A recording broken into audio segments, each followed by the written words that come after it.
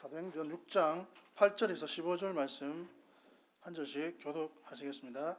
스데반이 은혜와 권능이 충만하여 큰 기사와 표적을 민간에 행하니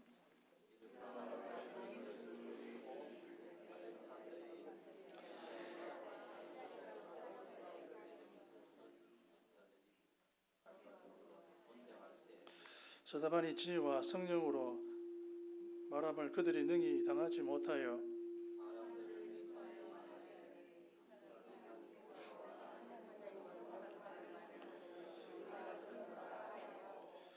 백성과 장로와 서기관들을 충동시켜 와서 잡아가지고 공회에 이르러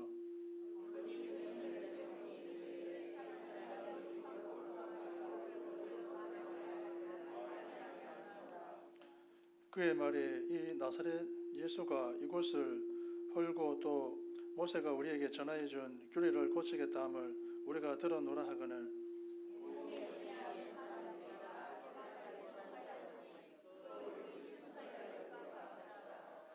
아멘.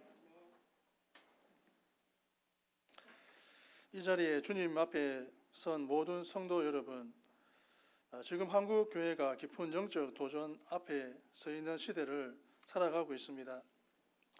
교회를 향한 세속화와 도덕적 타락에 대한 비판이 점점 거세지고 사회 곳곳에는 불확실함과 불안이 가득해 많은 이들이 영적으로 허전함을 느끼고 있습니다.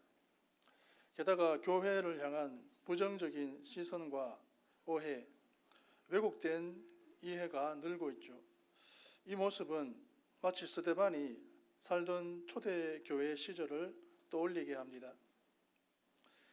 그때 신앙인들은 오해와 핍박, 거짓 고발에 시달렸고 오늘날 한국교회 역시 차가운 시선과 외면 속에서 힘겹게 버티고 있는 것 같습니다. 이런 위기의 시대에 성경 사도행전은 저와 여러분에게 한 인물, 바로 스데반 집사를 소개합니다. 사도행전 6장 1절부터 7절을 보면 초대교회가 성장하면서 구제 문제로 내부 갈등이 일어나는 장면이 나옵니다.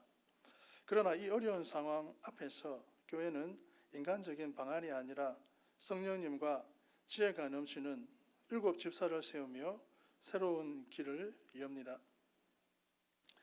그 가운데 스데반은 단순하게 교회 안 문제를 풀어가는 행정적인 일에 머물지 않았습니다. 그는 성령님이 주시는 능력으로 놀라운 사역을 펼치며 초대교회에 새로운 영적 활력을 불어넣는 중심 인물로 등장합니다. 스데반의 삶을 보면 인간의 힘이 아닌 하나님의 손길이 분명하게 드러납니다.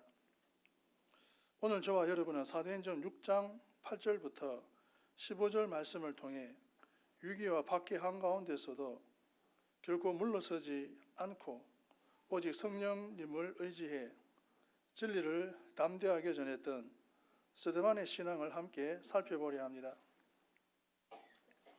그의 성령님으로 충만한 증인된 삶을 통해 이 혼란스럽고 복잡한 시대를 살아가는 저와 여러분이 어떻게 주님의 진짜 증인으로 설 수 있을지 귀한 영적 통찰을 얻고자 합니다.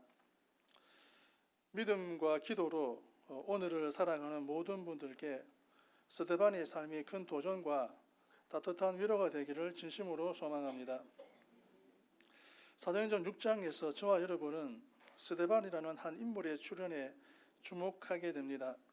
그는 교회의 내부 문제, 곧 구제 문제로 인해 발생한 헬라파 유대인들과 휴리파 유대인들 사이의 갈등을 해결하기 위해 뽑힌 7 지파 중 한 사람이었죠. 하지만 스데반의 사역은 단순히 구제 사역에만 머무르지 않았습니다. 본문 8절은 이렇게 기록합니다. 스데반이 은혜와 권능이 충만하여 백성 중에 큰 기사와 표적을 행하니, 이 말씀은 스데반의 사역이 인간적인 능력이나 자원에서 비롯된 것이 아님을 명확히 보여줍니다. 은혜와 권능이 충만하여라는 표현은 그가 하나님께서 주신 특별한 영적인 은사와 능력을 소유한 자였음을 의미합니다. 여기서 은혜는 하나님께로부터 오는 호의와 선물, 즉 거룩한 능력을 말하고, 권능은 그 은혜를 통해 발휘되는 초자연적인 힘을 뜻합니다. 초대교회 성도들이 성령님의 충만함을 통해 영적인 통찰력과 강력한 영향력을 가졌던 것처럼 스데반 역시 성령님의 기름 부으심으로 충만하여 복음의 능력을 증거하고 있었습니다. 그가 행했던 큰 기사와 표적들은 단순히 사람들의 시선을 끄는 마술적 행위가 아니었습니다. 그것은 예수 그리스도께서 참된 메시아이심을 증명하고 하나님의 나라가 이미 시작되었음을 눈으로 보여주는 살아있는 증거였습니다. 이는 스데반이 단순한 행정적인 일꾼을 넘어 강력한 영적 증인으로서의 역할을 감당했음을 분명히 드러냅니다. 그리고 9절과 10절을 보면 스데반은 이스라엘 내의 여러 이방 회당 소속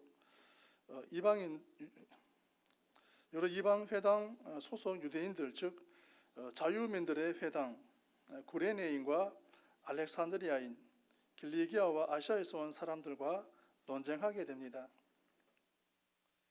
이들은 당대 최고의 지성과 변론 능력을 가진 자들이었습니다. 그럼에도 불구하고 본문은 이렇게 증언합니다. 스데반의 지혜와 성령님으로 말함을 그들이 능히 당하지 못하여. 이 구절은 스데반의 변론 능력이 단순히 개인적인 학식이나 논리적 탁월함에 그치지 않았음을 강조합니다. 그의 입에서 나오는 말은 하나님의 영이 주시는 지혜로 충만했으며 성령님의 권능이 그 말에 함께했기에 그 어떤 반대자도 그를 이길 수 없었습니다. 세상의 지혜는 유한하고 논리는 종종 감정에 휘둘리지만 성령님의 지혜는 변함없는 진리이며 그 어떤 공격에도 흔들리지 않는 하나님의 말씀 그 자체입니다.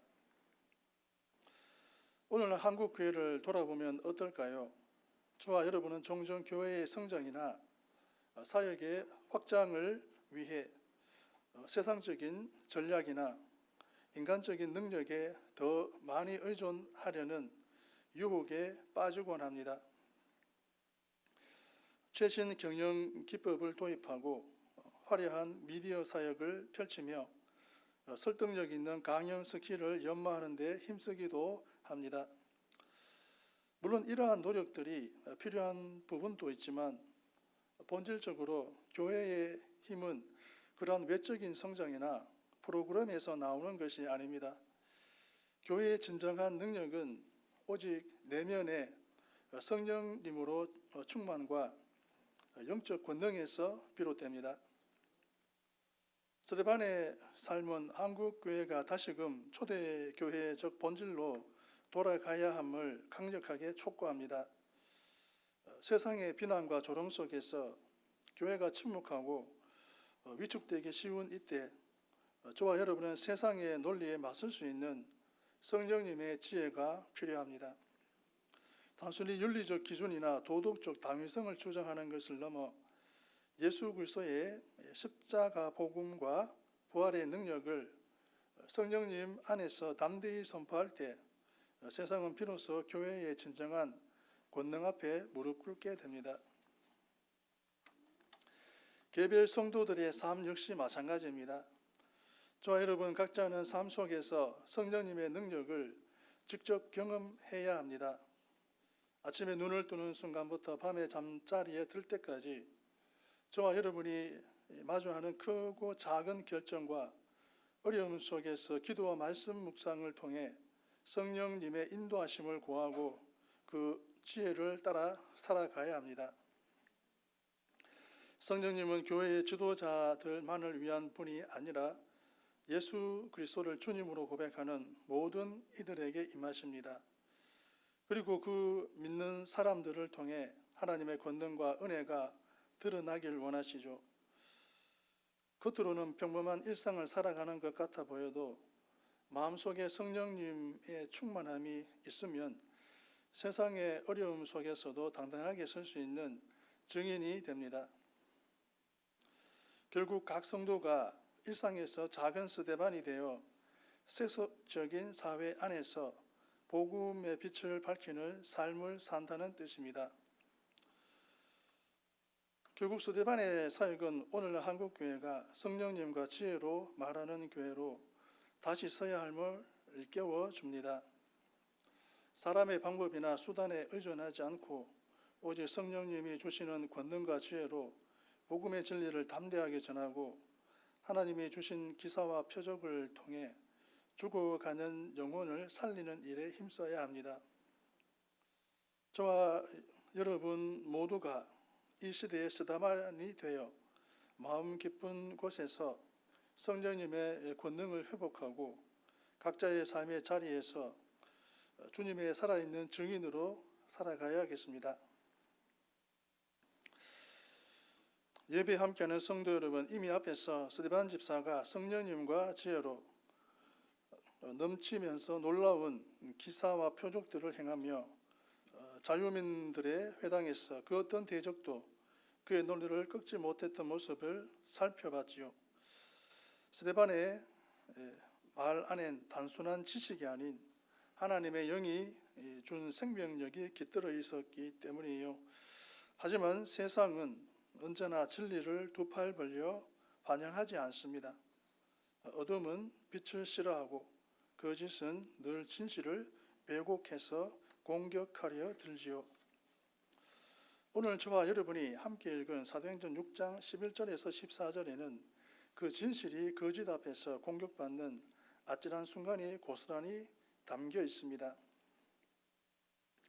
상대방이 스데반의 지혜로운 답변을 더는 받아칠 수 없자 그들은 비열하게도 사람들을 매수해 거짓 증인까지 내세워 스데반을 고발하는 음모를 꾸밉니다. 고발의 내용도 무척 자극적이고 노골적으로 군중의 분노를 부추깁니다. 그들이 외칩니다. 이 사람이 모세와 하나님을 모독한다. 항상 이 거룩한 곳과 율법을 거슬러 말한다. 이런 거짓 고발은 그 시대 유대 사회에서 무엇보다 신성하게 여겨졌던 모세의 율법, 하나님 그리고 예루살렘 성전을 건드린 만큼 사람들이 분노하지 않을 수 없도록 의도된 것이었죠. 스데반은 결국 조작과 선동의 먹잇감이 되고 맙니다. 이런 스데반의 모습에서 오늘 저와 여러분의 현실을 떠올리게 되진 않으세요? 요즘 사회에도 가짜 뉴스와 허위 정보가 넘쳐납니다. 한 사람의 말이나 행동이 순식간에 왜곡 편집되고 때론 터무니없이 부풀려져서 대중의 시야와 판단을 흐리게 만들곤 하죠. 교회 역시 이런 진실 왜곡의 그림자에서 자유롭지 않습니다. 누군가의 실수나 불미스러운 일이 교회 전체와 신앙 전체를 싸잡아 비난하는 계기로 삼아지기도 하고 심하면 교회를 향한 고의적 모함과 신앙 훼손까지 일어나기도 합니다. 스데반을 덮쳤던 거짓 고발이 지금 저와 여러분이 미디어를 통해 목격하는 마녀 사냥과 여론 조작과 정말 다르지 않다는 걸 실감하게 됩니다. 그렇다면 스데반이 받은 모독이라는 고발을 어떻게 바라봐야 할까요? 적들이 들고 나온 이 사람이 모세와 율법과 성전을 모독했다는 주장은 과연 정말일까요? 절대 그렇지 않습니다. 오히려 스데반은 율법의 참된 의미와 성전의 본질을 예수 그리스도를 통해 가장 또렷하게 깨닫고 깊이 선포한 인물이었어요. 먼저 율법부터 생각해 볼까요?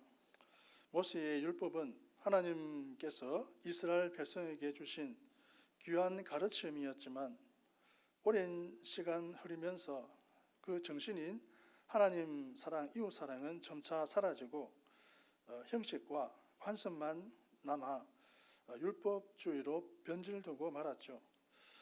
마태복음 5장 17절 말씀을 보면 내가 율법이나 선지자로 폐하러 온 줄로 생각하지 말라.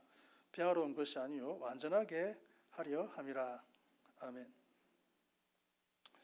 결국 예수님이 바로 율법을 가리키던 진짜 본질이시며 율법의 완성이라는 뜻이죠. 스데반도 이 예수 그리스도 안에서 율법이 온전히 완성되었다고 분명히 선포했으니 모세의 율법을 모독한 게 아니라 오히려 그 본질을 누구보다 바르게 외치고 지켰던 겁니다. 성전에 대한 이해도 마찬가지예요. 예루살렘 성전은 구약시대 하나님이 이스라엘과 함께 계심을 상징하는 장소였고 예배의 중심이 됐지만 성전 그 자체가 절대적인 목표가 될 때 사람들은 자칫 하나님을 눈에 보이는 건물 안에만 가두어두려는 오류에 빠질 수 있습니다. 그래서 스데반은 하나님은 사람 손으로 지은 집에 계시지 않다는 사실을 강조했던 거죠. 다음으로 성전에 대한 이해도 마찬가지입니다. 구약시대 예루살렘 성전은 하나님이 이스라엘 가운데 임재하심을 상징하는 장소였고 오직 그곳에서만 예배를 드릴 수 있었습니다. 그런데 만약 성전 자체가 신앙의 목적이 되어버리면 사람들은 하나님을 그 공간 안에만 머무시는 분으로 여기게 됩니다. 스데반이 강조한 것도 바로 이 부분이었습니다. 즉 하나님은 사람의 손으로 지은 집에 계시지 않는다입니다. 이것은 솔로몬 왕이 성전을 세우며 드렸던 고백과도 닮아 있습니다. 하나님이 땅에 과연 계시겠습니까? 하늘과 하늘의 하늘이라도 주님을 모실 수 없거늘 하물며 내가 지은 이 성전이겠습니까? 라는 고백이 열왕기상 8장 27절에 나옵니다.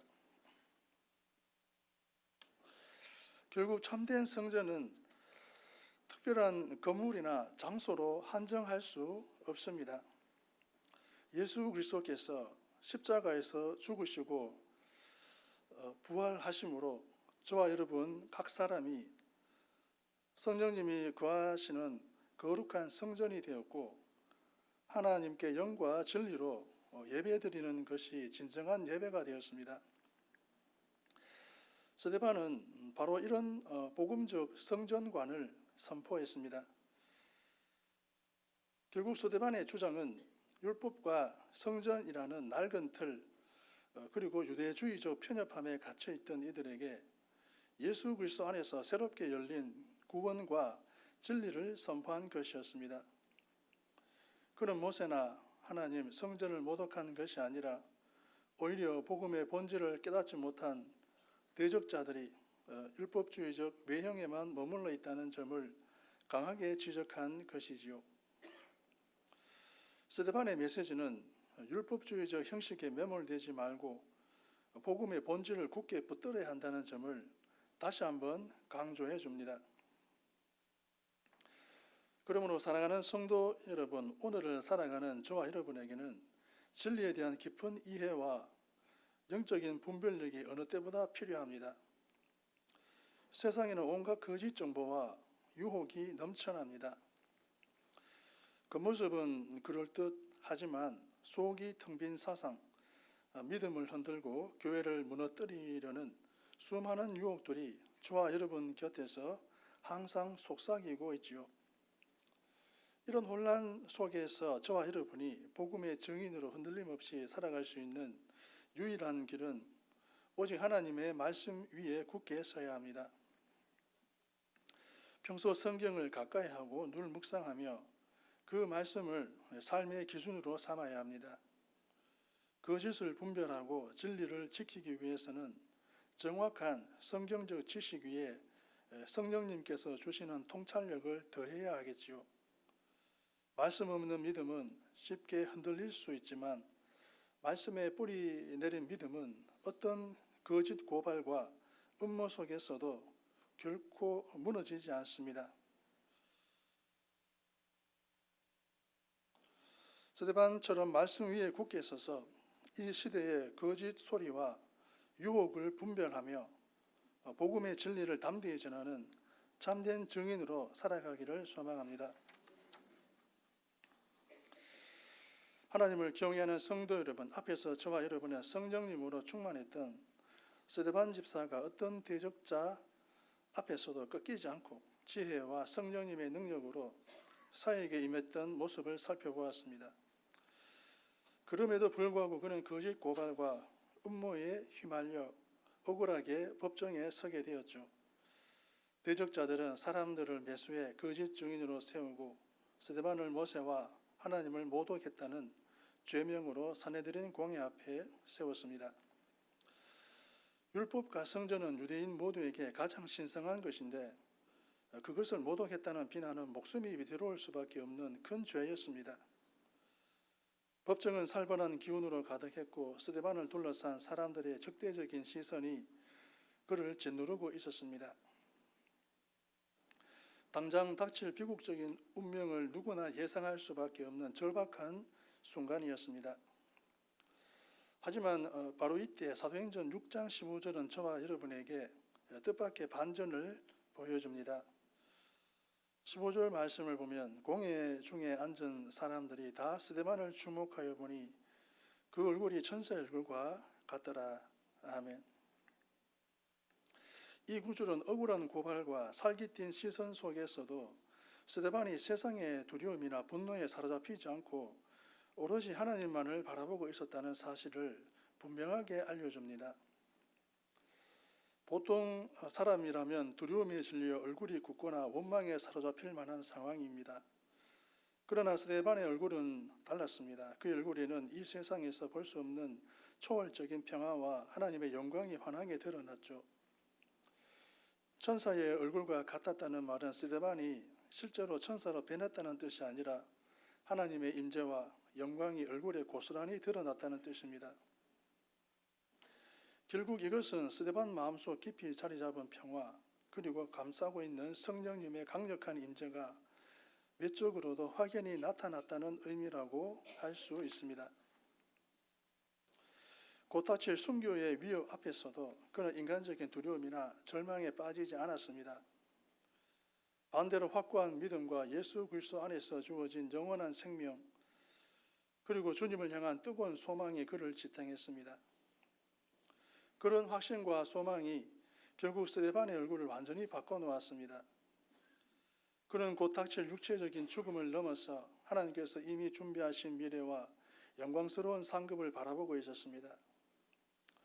이렇게 흔들리지 않는 믿음과 확신이 스데반에게 세상이 줄 수 없는 평화와 영광을 선물했고 그 모습이 바로 천사의 얼굴로 드러났습니다. 그렇다면 천사의 얼굴을 가졌던 스데반의 모습을 통해 오늘날 한국 교회와 저와 여러분 각자는 무엇을 깨달아야 할까요? 지금 한국 교회는 외부에서 쏟아지는 압력과 비난에 끊임없이 직면하고 있습니다. 세상의 가치관과 기준이 교회를 평가하고 때로는 교회의 본질적인 사명까지도 흔들리게 만듭니다. 이런 상황에서는 교회와 성도들이 세상과 타협하려는 유혹에 쉽게 빠질 수 있습니다. 사람들의 인기를 얻기 위해 세상의 목소리를 따르거나 복음의 본질을 희석해서 대중이 좋아하는 방식에 맞추려는 시도도 나타나곤 합니다. 하지만 스데반의 천사의 얼굴은 저와 여러분에게 분명하게 말해줍니다. 세상의 압력과 비난 앞에서도 타협하지 않고 오직 주님이 주시는 평화와 영광을 굳게 지켜야 합니다. 저와 여러분의 평화는 세상이 줄 수 있는 것이 아니고 저와 여러분의 영광도 사람들의 칭찬이나 명예에서 오지 않습니다. 오직 예수 그리스도를 믿는 믿음 안에서 성령님이 채워주시는 내면의 충만함을 통해서만 누릴 수 있습니다.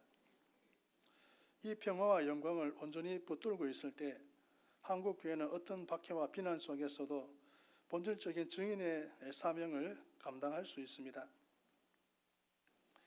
저와 여러분 각자의 삶에서도 마찬가지입니다. 세상 속에서 믿음 때문에 손해를 보거나 오해를 받거나 때로는 조롱을 당하는 순간이 찾아올 수 있습니다. 그럴 때마다 두려움이나 분노에 휩싸이기보다는 스데반처럼 오직 하나님만 바라보는 믿음으로 담대하게 서야 합니다. 성령님의 충만함을 간구하고 주님이 주시는 평화와 소망으로 마음을 채울 때 세상이 이해할 수 없는 평화가 저와 여러분의 얼굴을 통해 자연스럽게 드러납니다. 이것이 바로 오늘 이 시대에 저와 여러분이 스데반처럼 살아가야 하는 이유입니다. 오직 주님 안에서 오는 평화와 영광으로 저와 여러분의 삶을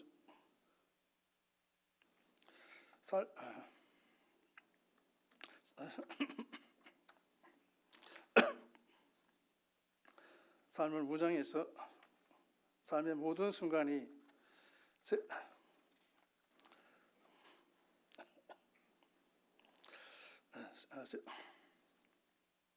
세상 속에서 빛나는 복음의 증거가 되기를 진심으로 소망합니다.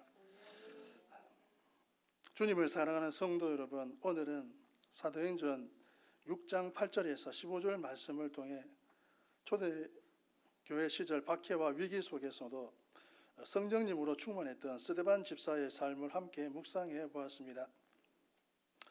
스데반의 삶은 단순한 감정의 차원을 넘어 성령님을 의지해 진리를 담대히 선포하며 믿음으로 이기는 인생이 무엇인지 저와 여러분에게 생생히 보여줍니다.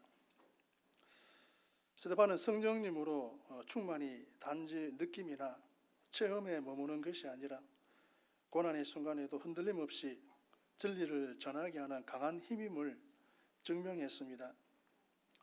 그는 세상의 논리나 위협 앞에서도 오직 하나님의 지혜와 능력으로 대적할 수 있었지요. 저와 여러분도 그 영적인 힘을 삶에서 경험해야 할 때입니다.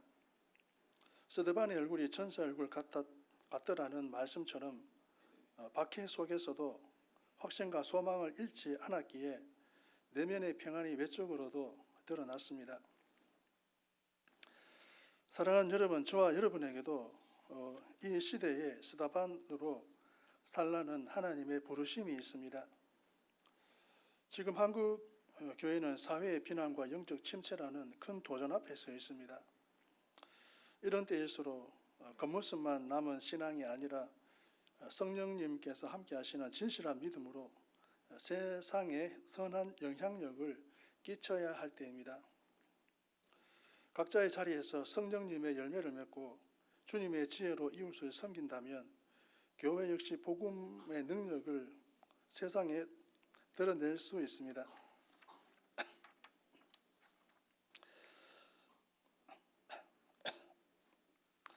예수 그리스도를 따르는 길에는 언제든 스데반이 겪은 것과 같은 고난이 동반될 수 있습니다. 하지만 저와 여러분이 오직 주님만을 바라보고 용기 있게 나아간다면 말씀과 기도의 자리에서 얻는 힘으로 이 시대의 참된 증인으로 살아갈 수 있습니다. 스데반처럼 성령님과 지혜로 충만해서 하나님의 영광을 비추는 살아있는 증인이 되시기를 모든 성도님들께 진심으로 소망합니다. 기도하시겠습니다. 사랑이 풍성하신 하나님 아버지, 오늘 스데반 집사의 삶을 통해 성령님으로 충만한 증인의 길을 다시금 깨닫게 하시니 감사합니다. 스데반이 박해 가운데서도 흔들림 없이 진리를 전하고 천사의 얼굴로 주님의 영광을 드러냈던 것처럼 오늘 우리에게도 그와 같은 성령님의 능력과 지혜를 더하여 주시옵소서.